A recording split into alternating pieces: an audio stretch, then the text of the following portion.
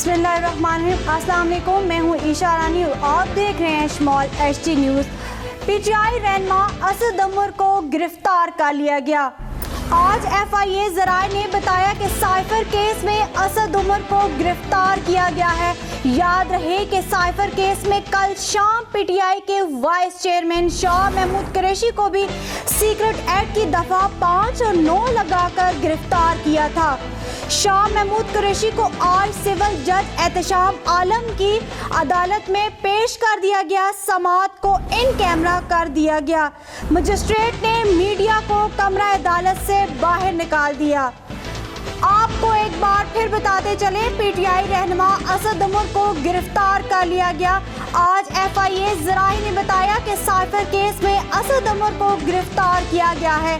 याद रहे कि साइफर केस में कल शाम PTI के वाइस चेयरमैन शाह महमूद कुरैशी को भी सीक्रेट एक्ट की दफा 5 और 9 लगाकर गिरफ्तार किया था।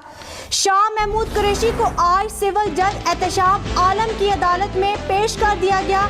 समाअत को इन कैमरा कर दिया गया। मजिस्ट्रेट ने मीडिया को कमरा अदालत से बाहर निकाल लिया गया।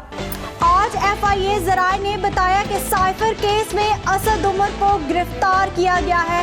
याद रहे कि साइफर केस में कल शाम PTI के वाइस चेयरमैन शाह महमूद कुरैशी को भी सीक्रेट एक्ट की दफा 5 और 9 लगाकर गिरफ्तार किया था। शाह महमूद कुरैशी को आज सिविल जज एहतशाम आलम की अदालत में पेश कर दिया गया। समाअत को इन कैमरा कर दिया गया।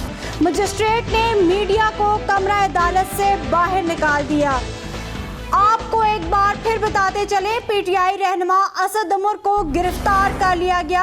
आज FIA ज़राए ने बताया कि साइफर केस में असद उमर को गिरफ्तार किया गया है।